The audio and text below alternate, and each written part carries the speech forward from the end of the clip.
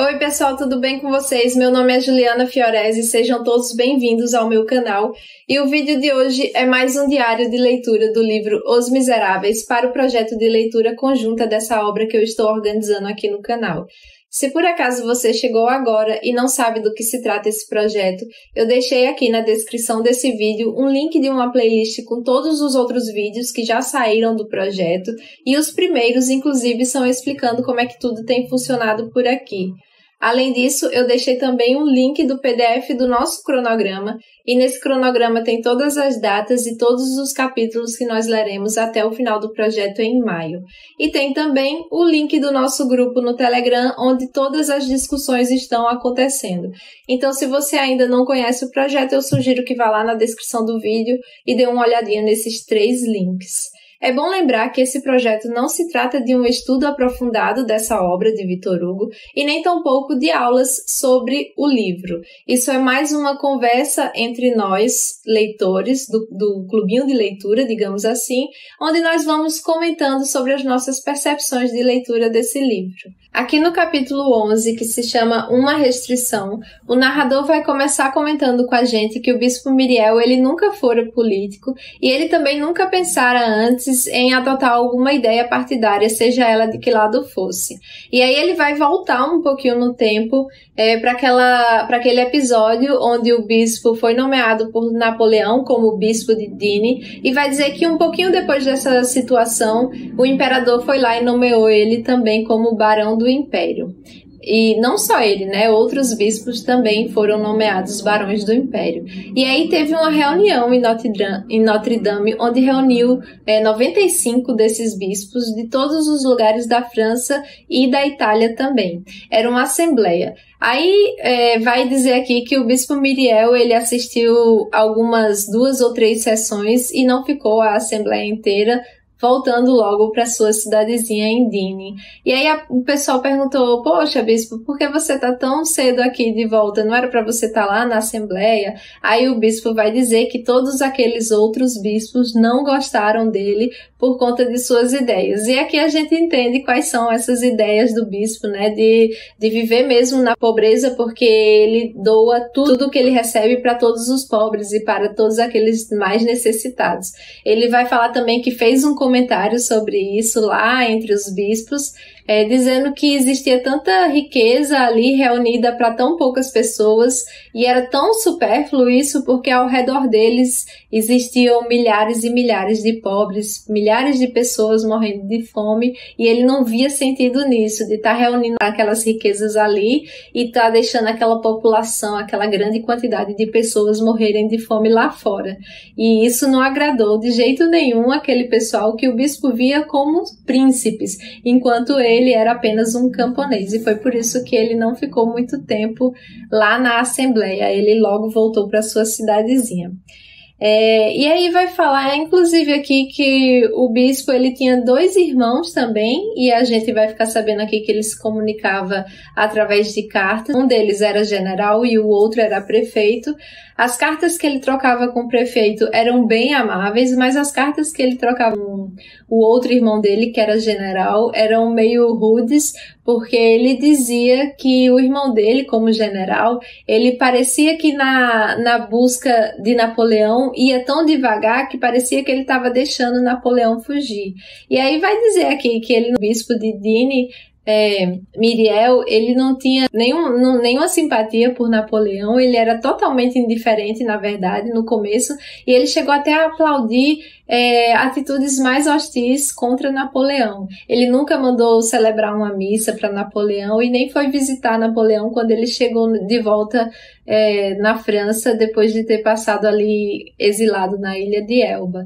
Então a gente vê que o bispo Myriel era realmente um partidário do rei, mas ele era muito bondoso e também muito tolerante. Tem até um episódio aqui que vai falar que existia um porteiro da Câmara que era muito bonapartista e por conta disso ele foi demitido do trabalho dele. Ele era casado e tinha alguns filhos e ele ia acabar ficando na rua, mas aí o bispo Myriel manda chamar esse porteiro, dá ali uma bronca no porteiro, né, porque claramente ele era partidário do rei, mas de qualquer maneira ele contrata esse porteiro para ser o porteiro da catedral.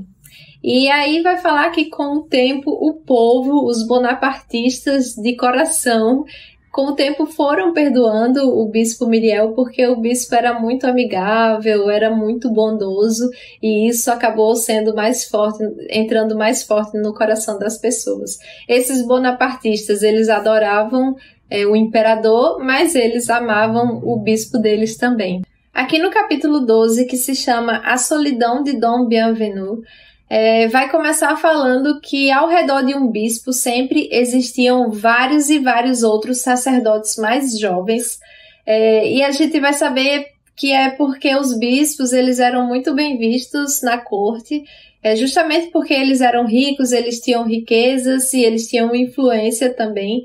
E estar perto de um bispo podia ser que isso fizesse com que melhorasse a vida desses jovens padres. Eles pensavam sempre num futuro glorioso e para encurtar um pouco de caminho, eles ficavam ali agradando aos bispos para ver se ganhavam alguma promoção, alguma benevolência também. E tem uma frase que diz justamente sobre isso aqui. Agradar a um bispo é meio caminho andado para o subdiaconato. Ou seja, se é meio caminho andado só agradar um bispo, isso me lembra muito da lei do menor esforço, né? Se você já tem meio caminho andado só em agradar o bispo, você talvez não precise fazer muito para crescer. Foi isso que eu fiquei pensando. E aí mais na frente vai ter uma outra frase que me chamou a atenção, que diz o seguinte: ser bem-sucedido, eis a teoria, ou seja, ser bem-sucedido é a teoria. Aí continua, progresso supõe capacidade, ou seja, se você subiu na sua vida, se você subiu na sua carreira, isso quer dizer, isso supõe que você teve capacidade para chegar até lá. E por fim, diz o seguinte, ganhar na loteria, eis o máximo de habilidade. Ou seja, quando você ganha na loteria é o melhor que pode acontecer. É como se fosse aquele meio caminho andado que dizia ali na frase anterior. Que crítica isso aqui também, né? Porque o tanto de pessoas que se juntam a outras para crescer de maneira fácil, sem nenhum esforço, que tem por aí, não é brincadeira não. E esse texto é muito antigo, mas é muito atual também por conta disso. Esses temas, assim, esse foi mais um dos temas que a gente encontra muito na nossa realidade. As pessoas não querem se esforçar muito para crescer, querem um caminho mais fácil. Só que não existe atalho, né? A gente sabe que para crescer mesmo a gente precisa batalhar, se esforçar, fazer o máximo que a gente consegue e tentar melhorar cada vez mais. E aí, seguindo aqui, tem uma outra frase que eu gostei muito, que diz assim, porque os jovenzinhos, os jovens padres, eles admiravam muito esses bispos que tinham tudo isso, né? Que tinham carreira, que tinham dinheiro, que tinham influência. Aí ele diz o seguinte, a admiração contemporânea é simples miopia. O que é simplesmente dourado passa por ouro puro. E no final desse capítulo ele ainda fala o seguinte, eles confundem com as constelações do espaço as estrelas que os pés dos patos deixam impressas no lodaçal.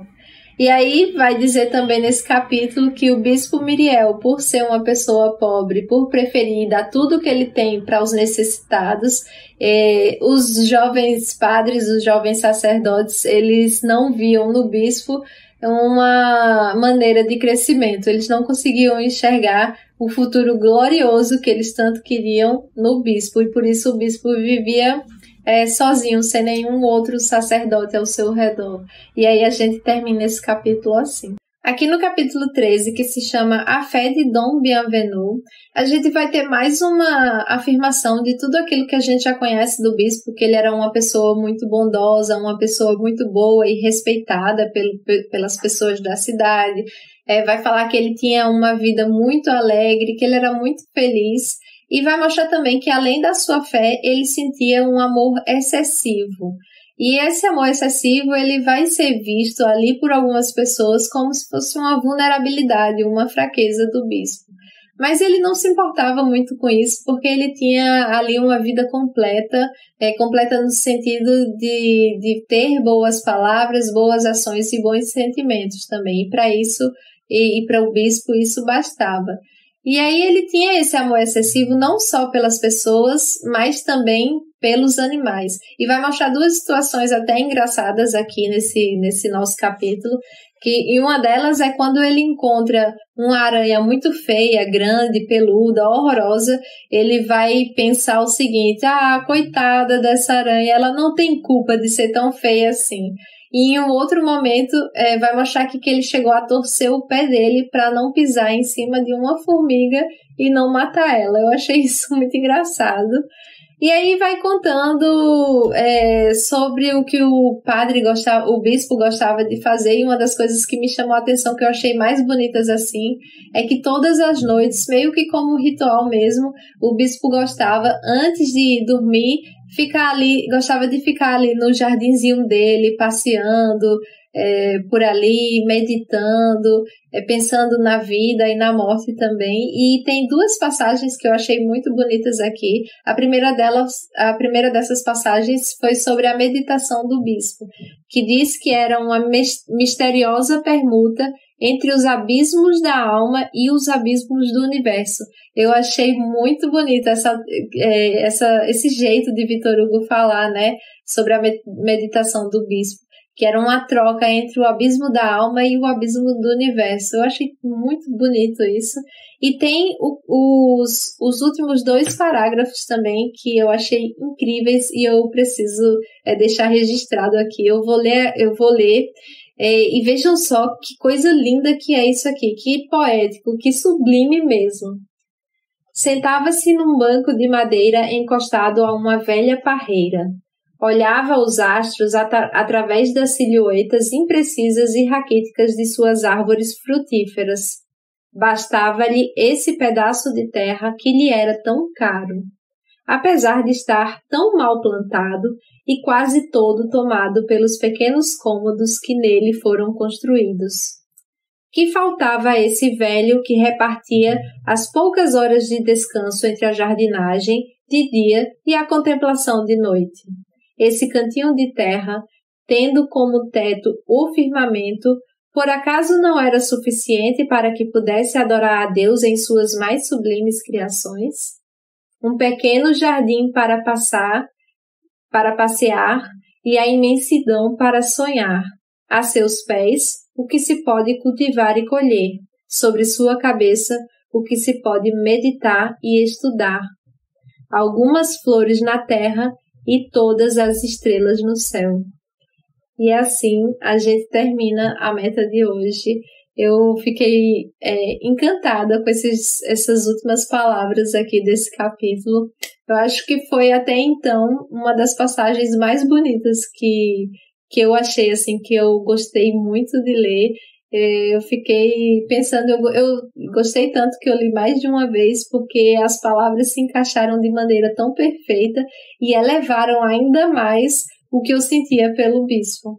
É isso, pessoal. Por hoje terminamos aqui a nossa meta de leitura, o nosso diário de leitura de hoje. E eu gostaria que vocês me contassem aqui nos comentários o que vocês estão achando da leitura desse livro. Já entramos agora na segunda semana de leitura coletiva. Estão gostando? Estão achando a escrita de Victor Hugo fácil? Como é que vocês estão se sentindo em relação a tudo que vocês leram? E como está sendo também participar dessa leitura coletiva? Deixa aqui nos comentários que eu vou adorar ler a opinião de todos vocês, tá certo? Eu vou ficar aguardando os comentários de vocês. E também vou pedir para deixarem um like aqui nesse vídeo, isso me ajuda demais. E se você ainda não é inscrito no canal, por favor, inscreva-se. Para quem não sabe, eu também sou ilustradora, eu trabalho com ilustração e eu vendo as minhas ilustrações na minha loja online. Eu deixei aqui na descrição desse vídeo o link para vocês irem lá, quem quiser apoiar o meu trabalho.